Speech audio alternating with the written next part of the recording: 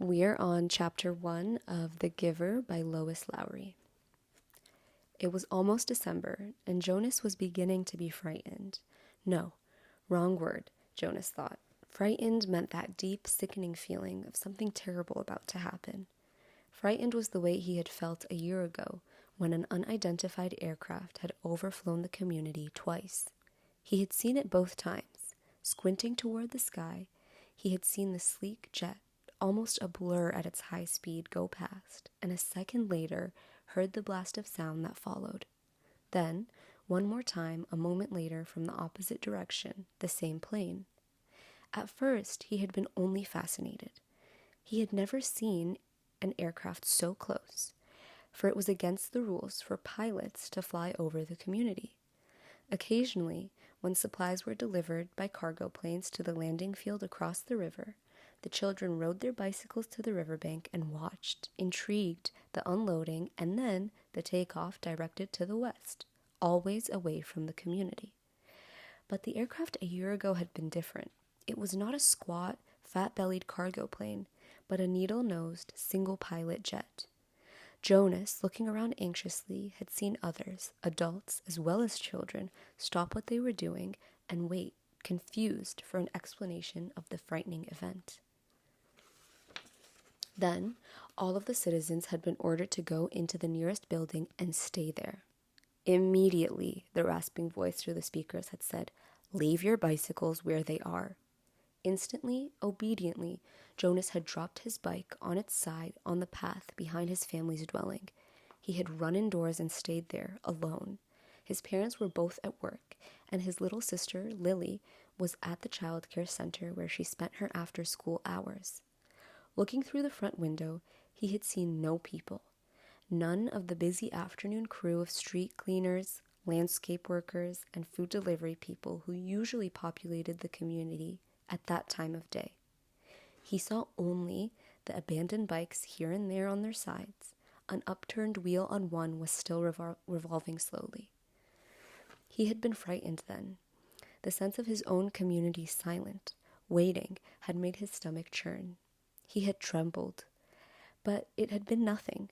Within minutes, the speakers had crackled again, and the voice, reassuring now and less urgent, had explained that a pilot in training had misread his navigational instructions and made a wrong turn. Desperately, the pilot had been trying to make his way back before his error was noticed. "Needless to say, he will be released," the voice had said, followed by silence. There was an ironic tone to that final message, as if the speaker had found it amusing. And Jonas had smiled a little, though he knew what a grim statement it had been. For a contributing citizen to be released from the community was a final decision, a terrible punishment, an overwhelming statement of failure. Even the children were scolded if they used the term lightly at play, jeering at a teammate who missed a catch or stumbled in a race. Jonas had done it once, had shouted at his best friend, "That's it, Asher, you're released," when Asher's clumsy error had lost a match for his team. He had been taken aside for a brief and serious talk by the coach, had hung his head with guilt and embarrassment, and apologized to Asher after the game. Now, thinking about the feeling of fear as he pedaled home along the river path, he remembered that moment of palpable, stomach-sinking terror when the aircraft had streaked above. It was not what he was feeling now with December approaching. He searched for the right word to describe his own feeling. Jonas was careful about language, not like his friend Asher, who talked too fast and mixed things up, scrambling words and phrases until they were barely recognizable and often very funny. Jonas grinned, remembering the morning that Asher had dashed into the classroom, late as usual, arriving breathlessly in the middle of the chanting of the morning anthem. When the class took their seats at the conclusion of the patriotic hymn, Asher remained standing to make his public apology, as was required. "I apologize for inconveniencing my learning community." Asher ran through the standard apology phrase rapidly, still catching his breath. The instructor in class waited patiently for his explanation. The students had all been grinning, because they had listened to Asher's explanations so many times before. I left home at the correct time, but when I was riding along near the hatchery, the crew was separating some salmon. I guess I just got distraught watching them. I apologized to my classmates, Asher concluded. He smoothed his rumpled tunic and sat down. We accept your apology, Asher. The class recited the standard response in unison. Many of the students were biting their lips to keep from laughing. I accept your apology, Asher, the instructor said. He was smiling. And I thank you, because once again you have provided an opportunity for a lesson in language.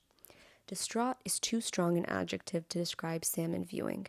He turned and wrote distraught on the instructional board. Beside it, he wrote distracted. Jonas, nearing his home now, smiled at the recollection. Thinking still as he wheeled his bike into its narrow port beside the door, he realized that frightened was the wrong word to describe his feelings. Now that December was almost here, it was too strong an adjective. He had waited a long time for this special December. Now that it was almost upon him, he wasn't frightened, but he was eager, he decided. He was eager for it to come, and he was excited, certainly. All of the 11s were excited about the event that would be coming soon. But there was a little shudder of nervousness when he thought about it, about what might happen. Apprehensive, Jonas decided. That's what I am. Who wants to be the first tonight for feelings? Jonas's father asked, at the conclusion of their evening meal. It was one of the rituals, the evening telling of feelings. Sometimes, Jonas and his sister Lily argued over turns, over who would get to go first. Their parents, of course, were part of the ritual. They too told their feelings each evening. But like all parents, all adults, they didn't fight and wheedle for their turn. Nor did Jonas tonight. His feelings were too complicated this evening. He wanted to share them, but he wasn't eager to begin the process of sifting through his own complicated emotions, even with the help that he knew his parents could give. You go, Lily, he said, seeing his sister, who was much younger, only a 7, wiggling with impatience in her chair. I felt very angry this afternoon, Lily announced. My childcare group was at the play area, and we had a visiting group of 7s, and they didn't obey the rules at all. One of them, a male, I don't know his name, kept going right to the front of the line for the slide, even though the rest of us were all waiting. I felt so angry at him. I made my hand into a fist, like this. She held up a clenched fist, and the rest of the family smiled at her, small, defiant gesture. Why do you think the visitors didn't obey the rules? Mother asked. Lily considered and shook her head. I don't know. They acted like animals? Jonas suggested. He laughed.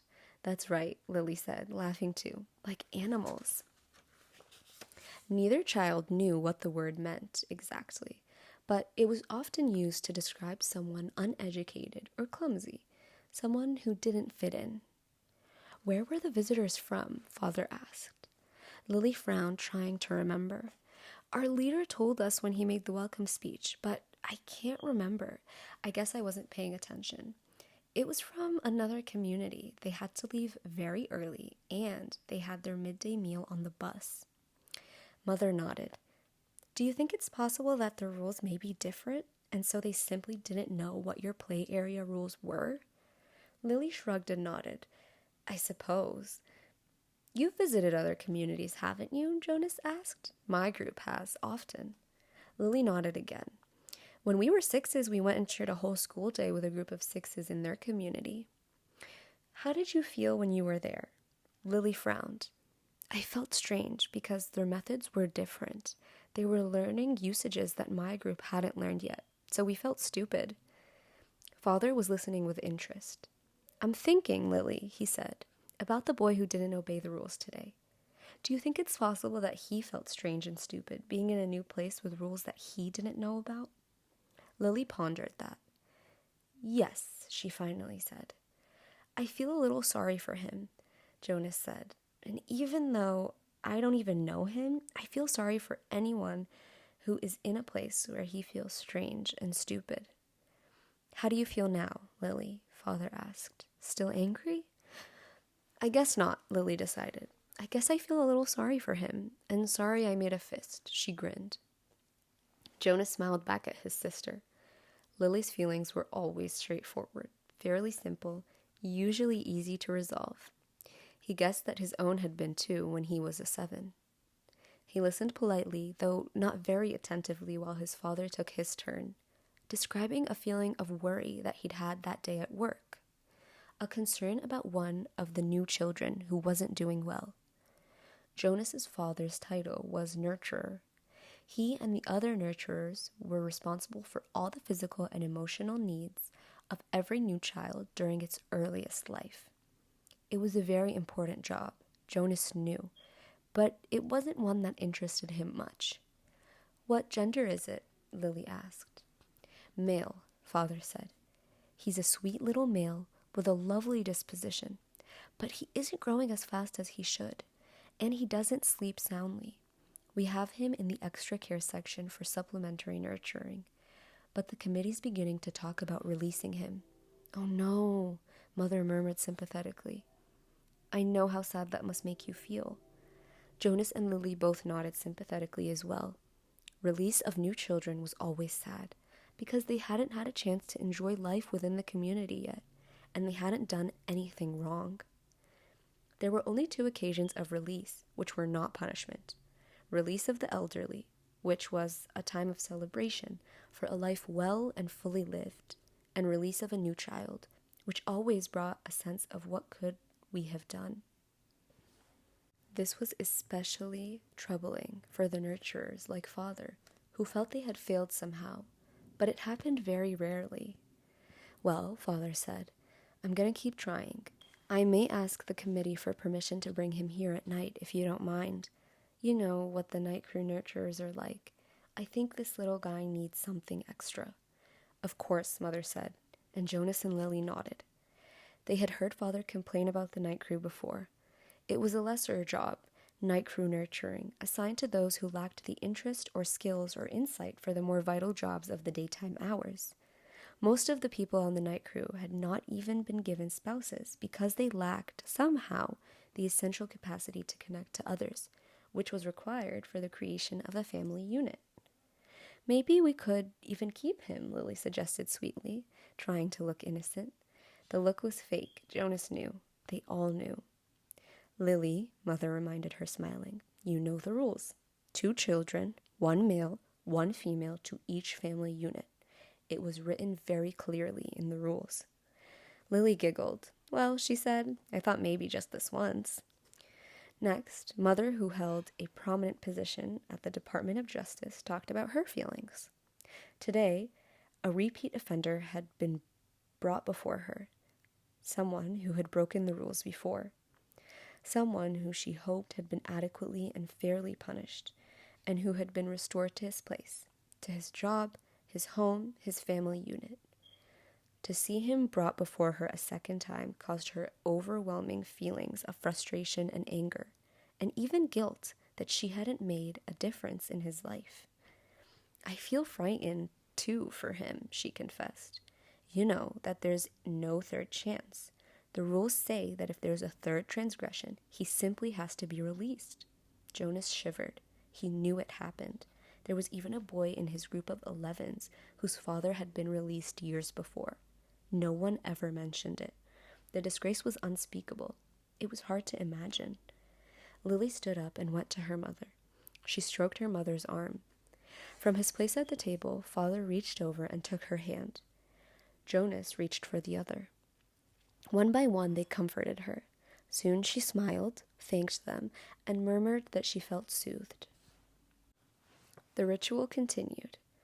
"Jonas?" father asked. "Your last tonight." Jonas sighed. This evening he almost would have preferred to keep his feelings hidden, but it was, of course, against the rules. "I'm feeling apprehensive," he confessed, glad that the appropriate descriptive word had finally come to him. "Why is that, son?" His father looked concerned. "I know there's really nothing to worry about," Jonas explained, "and that every adult has been through it. I know you have, father, and you too, mother, but it's the ceremony that I'm apprehensive about. It's almost December." Lily looked up, her eyes wide. "The ceremony Of 12, she whispered in an odd voice. Even the smallest children, Lily's age and younger, knew that it lay in the future for each of them. I'm glad you told us of your feelings, Father said. Lily, Mother said, beckoning to the little girl, go on now and get into your night clothes. Father and I are going to stay here and talk to Jonas for a while. Lily sighed, but obediently she got down from her chair. Privately? She asked. Mother nodded. Yes, she said. This talk will be a private one with Jonas.